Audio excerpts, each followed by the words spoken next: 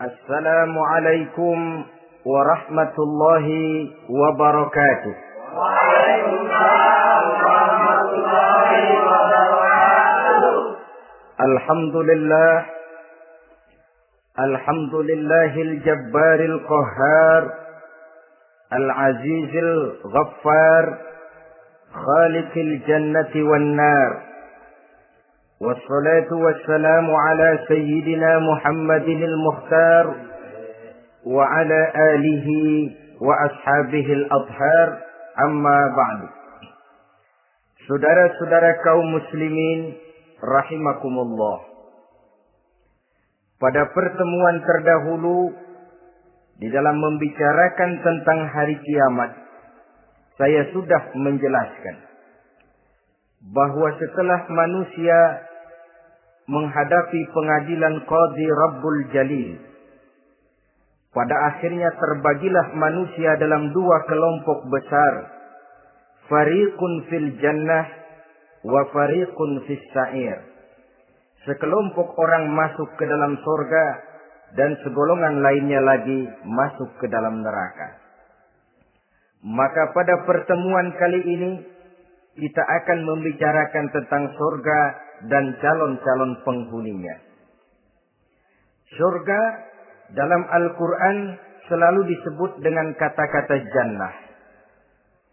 Yang wujudnya surga itu sesungguhnya merupakan suatu tempat di akhirat nanti. Yang di dalam tempat itulah Allah akan memberikan balasan berupa kenikmatan yang tiada terhingga kepada hamba-hambanya yang saleh. Yang bentuk kenikmatan itu dijelaskan Allah dalam hadis kursinya. A'dadtu li'ibadiyas salihin ma la aynun ra'at wa la uzunun sami'at wa la khatar ala qalbil bashar. Aku sediakan buat hamba-hambaku yang soleh satu kenikmatan yang belum pernah dilihat oleh mata, belum pernah terdengar oleh telinga, dan belum pernah terdetik dalam hati manusia tentang kenikmatan yang semacam itu. Jadi kalaupun dalam banyak ayat-ayat Al-Quran Allah menggambarkan tentang surga yang di bawahnya mengalir sungai-sungai, jangan disamakan dan dibandingkan dengan sungai yang ada di dunia ini. Kalau surga bercerita tentang pohon dengan segala buah-buahnya, jangan samakan dengan pohon dan segala buah-buahan yang ada di dunia ini. Kalau surga bercerita tentang istana, tentang tempat tidur, tentang permadani dan sebagainya, seluruhnya tidak sama dan tidak bisa disamakan atau dibayangkan dengan yang kita hadapi dalam kehidupan di dunia ini. Di sanalah manusia akan menemukan kehidupan yang hakiki, yang sebenar-benarnya, yang tidak akan pernah berubah untuk selama-lamanya. Adapun kehidupan di dunia ini, boleh saja kita katakan kehidupan yang kamuflase, fata morgana, atau dalam bahasa agama sering disebut dengan kehidupan khayali. Ia berubah, ia bertukar, ia berganti oleh pergeseran masa dan pertukaran waktu. Kita jadi orang kaya di dunia, bagaimanapun kayanya kita, kekayaan itu tidak lain adalah kekayaan khayali namanya. Hari ini dia kaya, besok dia boleh jatuh bangkrut. Tengoklah orang-orang kaya di dunia ini yang tidak cuma sekedar memperkaya diri untuk dirinya sendiri saja, tapi kadang-kadang sudah mempersiapkan untuk anak-anaknya, untuk cucu-cucunya, untuk iparnya, untuk besannya, pendeknya untuk seluruh keluarganya. Tidak cukup harta cuma untuk 1, 2, 3, bahkan sampai 7 keturunan. Tidak cukup dengan uang miliaran, malah triliunan. Tidak cukup dengan punya tanah yang luas, malah gunung dibeli. Laut dibeli, langit pun kalau dijual mau dibeli. Sudah melampaui batas yang dinamakan kewajaran, dihinggapi penyakit rakus bin serakah alias tamak. Lalu menghalalkan segala macam cara untuk mencapai harta, padahal itu tidak lebih dari bayangan khayali. Harta yang banyak itu mampukah menolak penyakit yang hendak datang? Harta yang banyak itu, mampukah menahan tumbuhnya uban selembar di atas rambutnya? Harta yang banyak itu, mampukah mencegah sebuah giginya yang hendak permisi? Dan pada akhirnya, harta yang begitu banyak itu, mampukah menolak kedatangan malaikat maut? Sama sekali ternyata tidak. Itulah kekayaan khayali namanya. Karena itu orang yang terbuka mata hatinya, dia tidak hanya mengejar kekayaan khayali ini. Dia mengejar kekayaan hakiki yang terpendam di dalam kepribadian berupa al-akhlakul karimah. Akhlak dan budi pekerti yang terpuji yang menghiasi jiwa dan kehidupannya. Ada sifat sabarnya, ada sifat syukurnya, ada sifat qanaahnya, dan segala macam akhlak yang terpuji. Itulah kekayaan jiwa yang tidak bisa dinilai dengan materi. Kita punya pangkat, jabatan, kedudukan tinggi, pangkat apapun di dunia ini sesungguhnya tidak lebih dari pangkat khayali. Buktinya bahwa dia pangkat khayali, pangkat di dunia ini selalu ada bekasnya. Saudara kenal ada bekas camat? Ada? Ada bekas lurah, ada bekas gubernur, ada bekas menteri, ada bekas presiden. Hari ini dia lurah, besok bekas lurah. Hari ini dia camat, besok bekas camat. Hari ini dia menteri, besok bekas menteri. Pangkat khayali. Maka Quran menganjurkan jangan pangkat khayali yang kita kejar mati-matian. Sampai menggunakan sistem jilat atas, injak bawah, sikut kiri kanan, yang penting dapat kedudukan. Padahal itu tidak lebih daripada pangkat khayali. Quran menganjurkan carilah pangkat hakiki. Kedudukan di sisi Allah, maqam di sisi Allah, itulah pangkat yang sebenarnya. Apa jalan ke arah sana? Quran memberikan petunjuk. Wa minal laili fatahajjad bihi nafilatan lak. Asa ayyab'asaka rabbuka maqaman mahmuda. Di keheningan malam, dikala orang tidur nyenyak, bangunlah engkau tahajud kepada Allah Tuhanmu. Pasti kalau itu kau laksanakan, Allah akan menempatkan engkau di satu tempat yang terpuji, mendapat pangkat yang hakiki dan bukan sekedar pangkat khayal. Kita berusia muda kita ini pun muda khayali. Berapa lama kita muda? Hari berubah jadi minggu, minggu bertukar menjadi bulan, bulan pergi datanglah tahun. Pergeseran masa dan pertukaran waktu membuat kita jadi berubah. Kulit yang tadinya kencang jadi lentur dan keriput. Segalanya berubah. Oleh karenanya, pada kehidupan di surga nanti, orang akan menemukan kehidupan yang hakiki. Yang tidak akan pernah berubah untuk selama-lamanya. Nah, kita akan mulai dengan menjelaskan bagaimana sebenarnya keadaan surga itu. Pertama, luasnya. Berapa sih luasnya surga? Dengan logika, sekarang ini dunia dihadapi dengan kekhawatiran terhadap peledakan penduduk yang nyaris tidak terkendali. 5 miliar lebih jumlah manusia yang nongkrong di permukaan bumi. Tapi sesungguhnya planet bumi yang kita tinggali ini cuma satu planet kecil dari 9 buah planet yang berada dalam sistem tata surya matahari yang lazimnya kita namakan galaksi. Selain tata surya matahari yang namanya galaksi itu, masih terdapat lagi galaksi-galaksi lain yang dengan sendirinya juga dikitari oleh planet-planet lain. Dan bumi kita yang kita tinggali ini, yang dihuni oleh tidak kurang 5 miliar manusia, hakikatnya cuma setitik debu di tengah angkasa alam yang luas ini. Oleh karenanya, di dalam surah Ali Imran ayat 173, ayat 133, Allah Subhanahu wa taala menjelaskan, "Wasari'u ila maghfiratin min rabbikum wa jannatin 'arduha as-samawati wal ardu u'iddat lil muttaqin." bersegeralah kamu menuju ampunan Allah dan surga yang luasnya seluas langit dan bumi. Seluas langit dan bumi. Sedangkan langit oleh mata telanjang ini kan tidak pernah kelihatan. Yang nampak oleh kita biru di atas itu cuma batas titik pandangan manusia yang terjauh. Dan konon itu adalah refleksi sinar matahari yang menyentuh air laut, melahirkan warna biru. Sedangkan hakikat langit itu sendiri sampai hari ini belum terjangkau oleh kemajuan ilmu pengetahuan.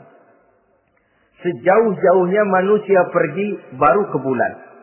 Mungkin dalam beberapa tahun mendatang dia akan pergi ke planet-planet Mars dan planet-planet lainnya.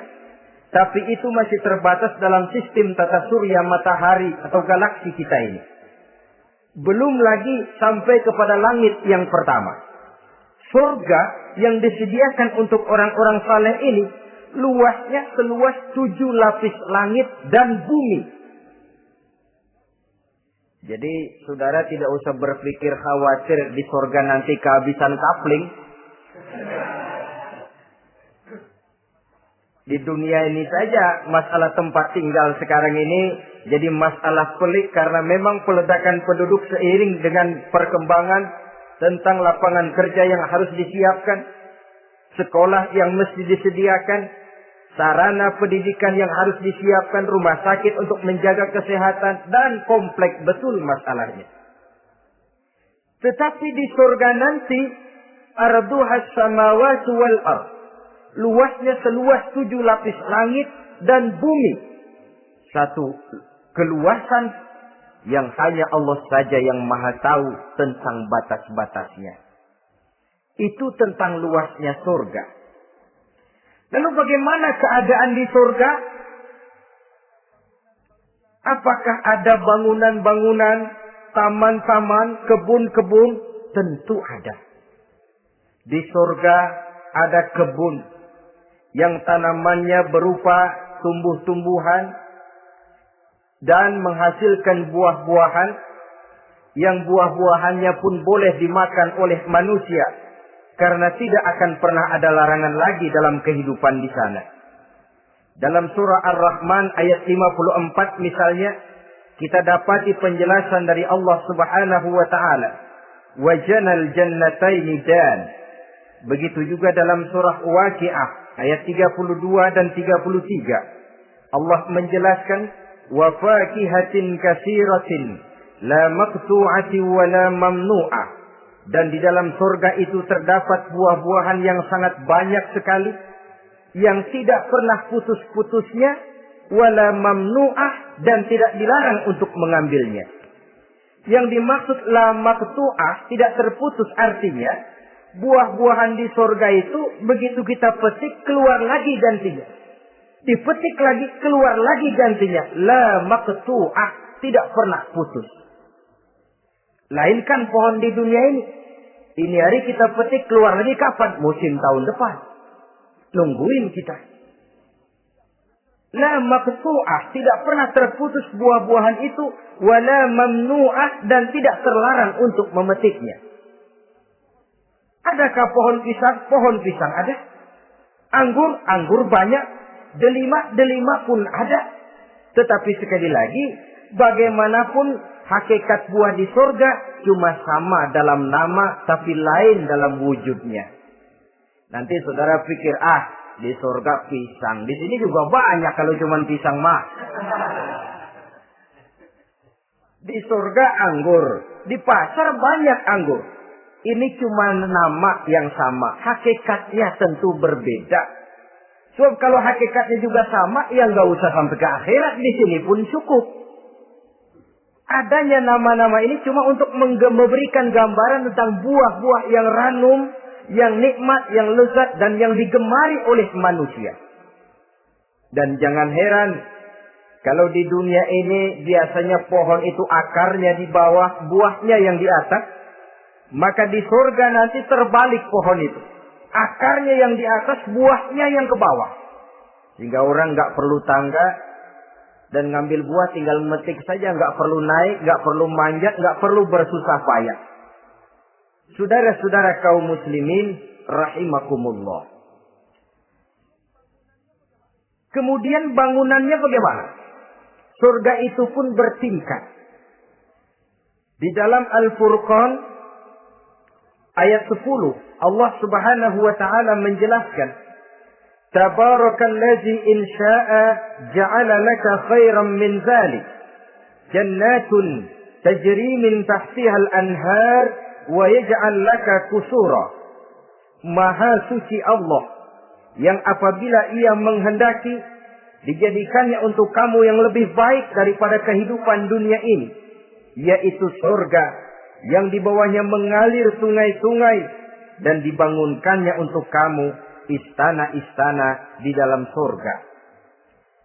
Jadi bangunan di surga pun berbeda sesuai dengan amalan orang yang masuk ke dalamnya. Seperti halnya perumahan di dunia ini, ada yang masuk kelas pondok indah, ada juga yang masuk kelas pondok pindah. Itu kan tidak sama itu. Ada pondok indah, ada pondok pindah. Sudah pondok pindah lagi. Kenapa bisa berbeda begitu? Ya tergantung kekuatan ekonominya. Makin tinggi nilai kekuatan ekonominya, makin mampu dia mendirikan istana di dunia. Tapi di surga nanti, yang bikin mampu bukan ekonomi. Yang bikin mampu adalah amalan pada waktu hidup di dunia. Makin banyak amalnya, dengan sendirinya makin baguslah istananya di surga. Tetapi yang namanya surga dapat empernya juga sudah lumayan betul itu. Seemper-empernya surga masih jauh lebih baik daripada sebagus-bagus istana di dunia ini. Taj Mahal, bangunan yang mengagumkan. Istana Raja Persia, bangunan yang menggiurkan. Sehebat-hebatnya istana dunia, masih jauh lebih mending empernya surga. Konon ya, menurut satu riwayat, baunya surga itu sudah bisa dicium 40 tahun perjalanan. Menurut riwayat lain 500 tahun perjalanan. Menurut riwayat satu lagi 70 tahun perjalanan. Baunya surga sudah dapat dicium oleh manusia. Saudara-saudara kaum muslimin rahimakumullah. Nah, di dalam bangunan-bangunan surga itu, seperti halnya terdapatlah kamar-kamar ghuraf dalam istilah Quran itu, yang juga berisi dipan, ranjang, tempat-tempat tidur yang indah-indah, dilengkapi dengan kasur-kasur yang tebal dan empuk, bantal dan permadani yang daripadanya bertahtakan emas. Terulah tempat tidur paling menggiurkan kita zaman sekarang ini yang namanya Dunlopillow atau Alga Spring Bed. Sejauh itu bayangan kita menggambarkan masih belum apa-apanya ketimbang tempat tidur yang ada di surga itu nanti. Saudara-saudara kaum muslimin, apakah juga penduduk surga makan, minum, memakai pakaian? Iya. Mereka akan beroleh gelas, piala, kendi, cerek, dan piring-piring yang terbuat dari emas dan perak. Tentu tidak usah gambarkan lagi macam emas dan perak di dunia. Emas dan peraknya akhirat, saudara-saudara. Tetap saja mana ainun ra'at, wala uzunun sami'at, wala khatara fi qalbil bashar. Belum pernah dilihat mata, belum pernah didengar telinga, dan belum pernah terdetik dalam hati manusia tentang wujud yang semacam itu. Apa pakaian mereka? Pakaian penduduk surga dari sutra yang lembut dan tebal berwarna hijau. Kemudian saudara-saudara, sungai juga mengalir di sana.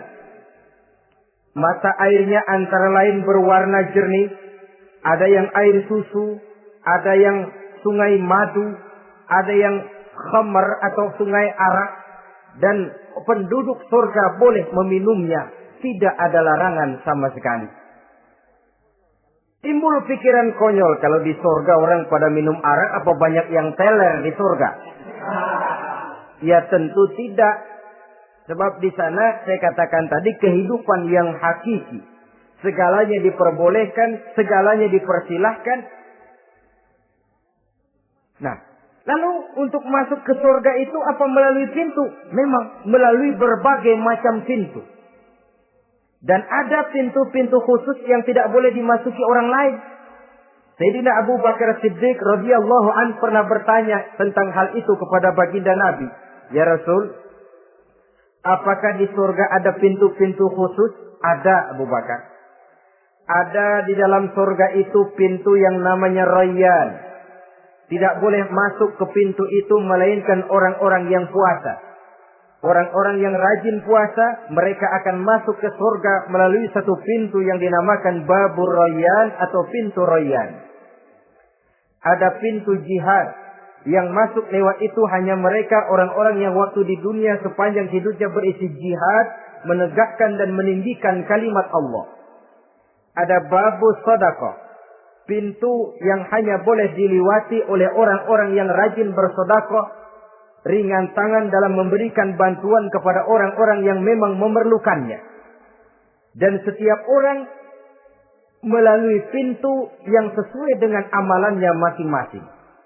Ketika itu Abu Bakar bertanya, ya Rasul, apa ada orang yang dipanggil dari tiap pintu? Tiap pintu manggil dia. Kata Nabi, ada Abu Bakar, dan saya doakan kau masuk salah satu di antara orang yang dipanggil dari tiap pintu. Ini orang multi komplek ini. Puasa, dia ahli puasa. Soal jihad, sepanjang hidupnya dia jihad. Sedekah memang tangannya pemurah. Tahajud memang tiap malam. Sementara itu akhlaknya luhur. Tiap pintu manggil dia.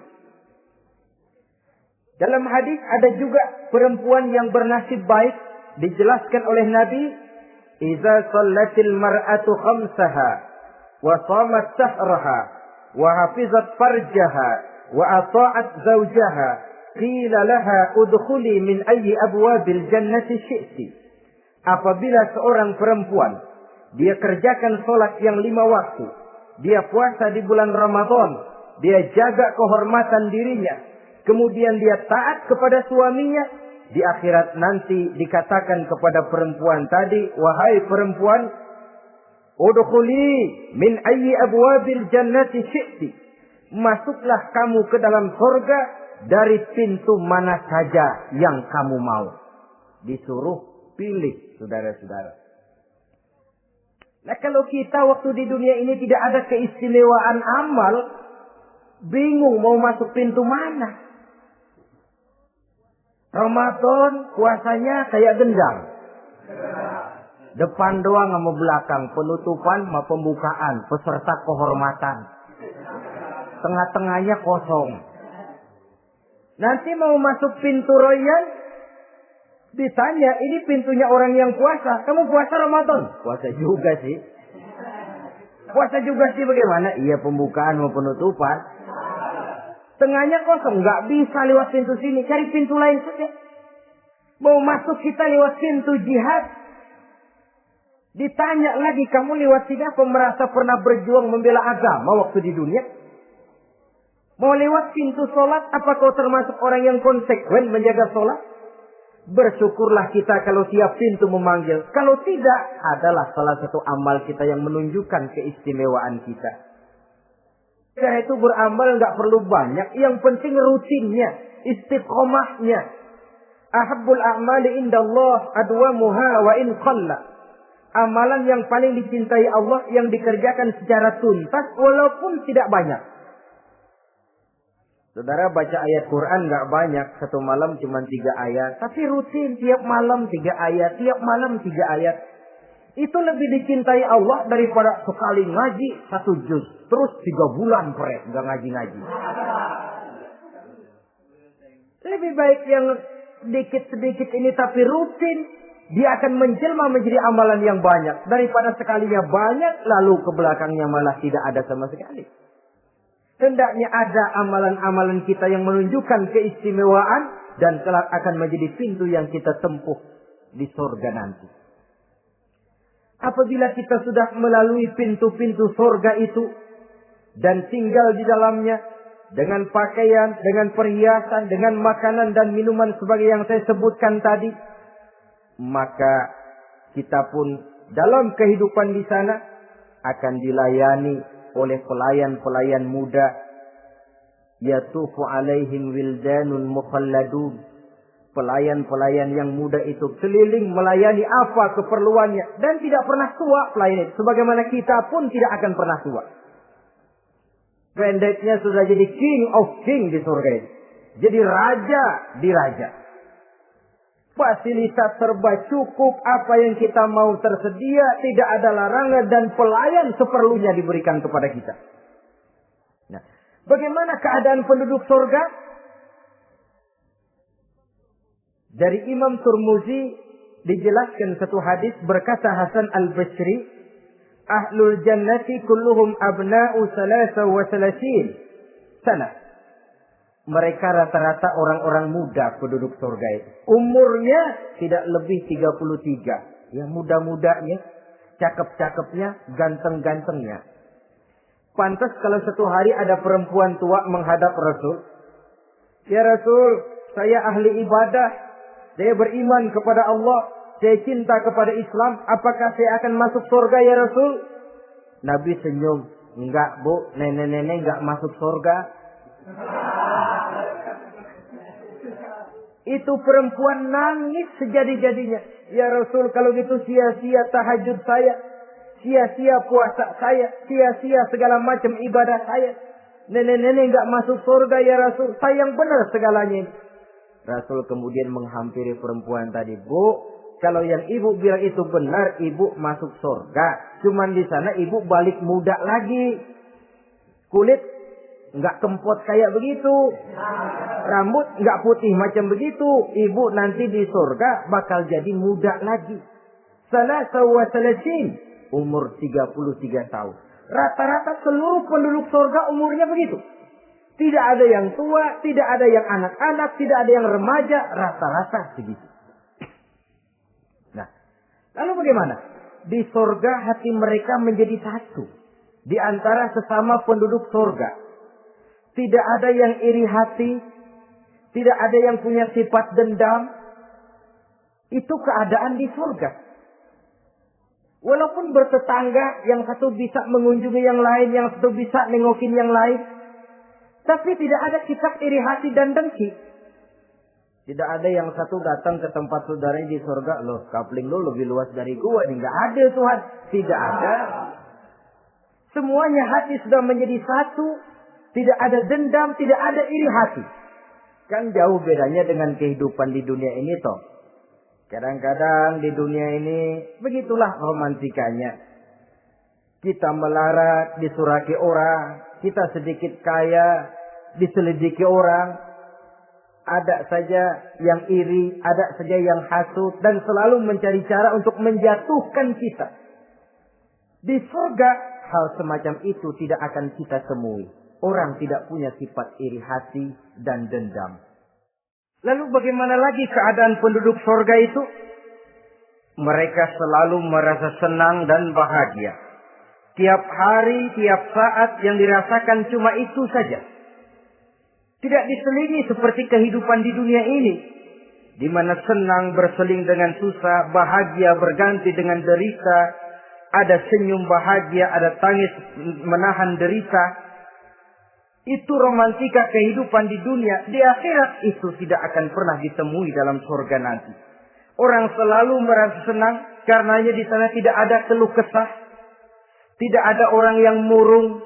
Tidak ada orang yang narik nafas panjang sambil menghitung bintang di langit. Selalu merasa senang dan selalu merasa bahagia. Lalu bagaimana kondisi fisik mereka? Di surga tidak ada orang yang cacat. Baik ia cacat rohani ataupun cacat jasmani.